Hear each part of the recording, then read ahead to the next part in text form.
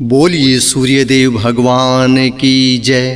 क्या महत्व है सूर्यदेव का। जी हाँ दर्शकों, किस प्रकार सूर्यदेव इस जीवन के अंधकार को दूर करके प्रकाश का सवेरा लेकर आते हैं और हमें जीवन में हर दिन कुछ नई करने की प्रेरणा देते हैं। इस ब्रह्मांड में स्थित सभी ग्रहों में एक विशेष पूजनीय स्थान रखते हैं। सूर्यदेव और चराचर के छोटे से बड़े जीव को एक नई राह सुबह की पहली किरण के साथ दिखाकर इस संसार का मार्गदर्शन करते हैं। भगवान सूर्यदेव जिनकी कथा से पूर्व जानते हैं इनकी उत्पत्ति कहाँ से हुई, यानी इनका जन्म कब हुआ और किस प्रकार से हमारे जीवन में महत्व रखते हैं। तो तब तक हमारे YouTube चैनल को लाइक नहीं किया है तो लाइक करें, सब्सक्राइब करें और शेयर अवश्य करें ताकि हमारे हर प्रकार की कथा आप तक पहुंच सके और उनकी जानकारी ले सके।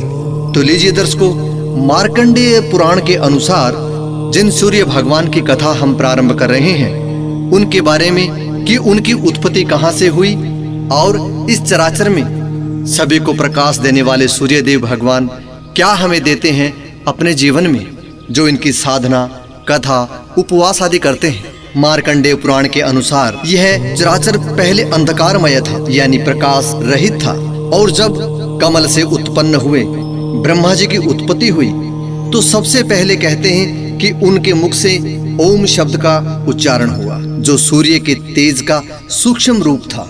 फिर उनके चतुर्भुज मुख से एक एक वेद उत्पन्न हुए, यानी 4 वेदों की उत्पत्ति हुई, और फिर ओंकार के साथ में सभी वेद एकाकार हो गए। सृष्टि रचना अनुसार ब्रह्मा जी के पुत्र जिनका नाम मिरीच था और उनका एक पुत्र हुआ ऋषि कश्यप।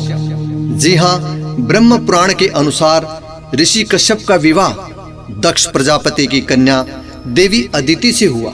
वह कठिन तपस्या करते थे जिस पर ऋषि कई बार उन पर क्रोधित भी होते थे, मगर फिर अदिति के गर्भ से सुषमना नामक किरण ने जन्म लिया। अत्याधिक तेज होने के कारण यह बालक, जिसका नाम मार्तंड रखा गया, और ब्रह्म पुराण के अनुसार सूर्य के इस अंश को विवस्वान भी कहा जाता है।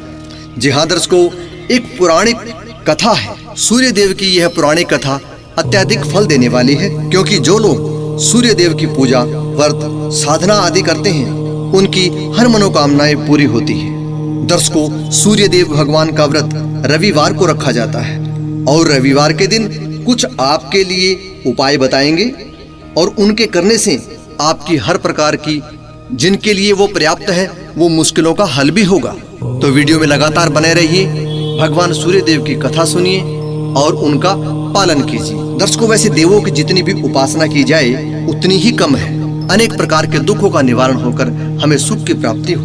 जो लोग सूर्यदेव भगवान का व्रत करते हैं, उनकी पूजा करते हैं, कम से कम 12 से लेकर 30 व्रत का संकल्प करना चाहिए, और व्रत के अंदर जो नियम हम आपको बता रहे हैं उनका पालन अवश्य कीजिए। रविवार के दिन लाल वस्त्र अवश्य धारण करें, तामसी भोजन का बिल्कुल त्याग करें, नमक का सेवन न करें, सुबह सूर्योदय से पहले उठें, भगवान सूर्यदेव को नमस्कार करें, पवित्र होकर चंदन, कुमकुम, चावल, धुरवा से सूर्यदेव को अर्घ दें, और जिस दिन व्रत करें उस दिन रोटी, दूध, दलिया, खीर, दही आदि का भोजन कर सकते हैं। भोजन एक समय ही सूर्य अस्त से पहले ही करें। दर्शकों, सूर्य देव की पूजा से मान सम्मान, सुख संपत्ति, संतान, सफलता और अनेक रोगों का निवारण होता है, और यह सुख हमें संपूर्ण प्राप्त होते हैं। जिन्हें नेत्र रोग, शारीरिक पीड़ा व दिमाग से कुछ परेशानी उत्पन्न हो, सूर्य देव भगवान की पूजा करने के पश्चात इन रोगों से निवारण हो सकता है। सूर्य देव का गायत्री मंत्र आप रविवार के दिन 102 माला जरूर करें। मंत्र ध्यान करें। ओम आदित्याय विद्महे प्रभाकराय च धीमहि तन्नो सूर्यः प्रचोदयात्। ये है सूर्य देव का गायत्री मंत्र।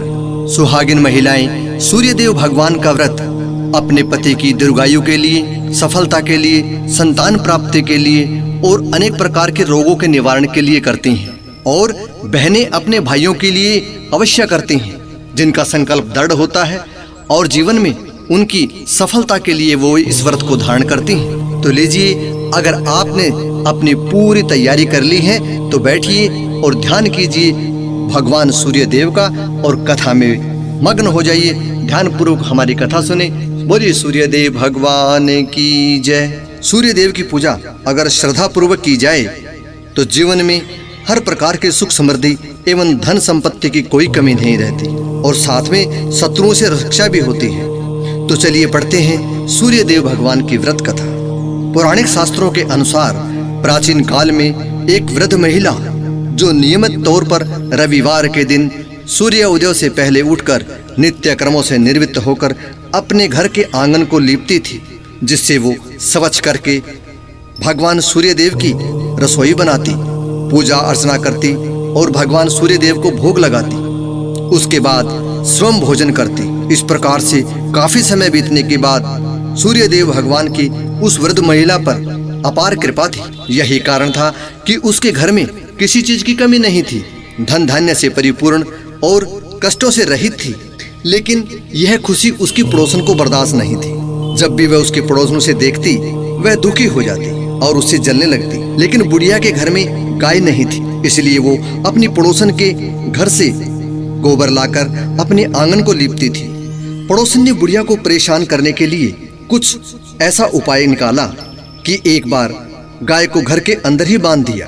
अगले दिन रविवार को बुढ़िया को आंगन लीपने के लिए गोबर नहीं मिला तो वह बड़ी दुखी हुई और उसने सूर्य देव भगवान को भोग नहीं लगाया, क्योंकि बिना गोबर के उसने आंगन स्वच्छ नहीं किया, जिसके कारण उसने रसोई भी नहीं बनाई और भगवान को भोग भी नहीं लगा सकी और साथ ही खुद ही भोजन किए बिना भूखी प्यासी ही रह गई और रात्रि में इसी प्रकार वह सो भी गई। अगले दिन जब सोकर उठी तो उसने देखा कि उसके घर के आंगन में एक सुंदर गाय और एक बछड़ा बंधा हुआ है। भगवान सूर्य देव ने उस बुढ़िया की पुकार सुनी। बुढ़िया गाय को देखकर बड़ी खुश हुई। उसकी हैरानी का ठिकाना न रहा। उसने भगवान का मन ही मन बड़ा धन्यवाद किया। फिर खुशी के साथ गाय को चारा खिलाया। वही उसकी पड़ोसन ने बुढ़िया के आंगन में बंधी गाय और बछड़े को देखकर बड़ी ईर्ष्या प्रकट की। अब तो वह और भी जलने लगी। मगर उसी दिन जिस दिन गाय और बछड़े को देखा, उस पड़ोसन की निगाह उसी गाय पर थी। शाम को देखा कि गाय ने सोने का गोबर किया है। बुढ़िया को मालूम नहीं था, मगर उस पड़ोसन ने यह नजारा देखा तो वह स्तब्ध रह गई।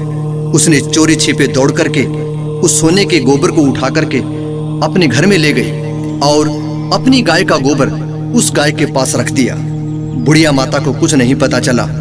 इस प्रकार से 2 दिन बीतने के बाद जब भगवान सूर्यदेव रुष्ट हुए, उन्हें क्रोध आया और एक दिन शाम के समय एक जोरदार आंधी चला दी।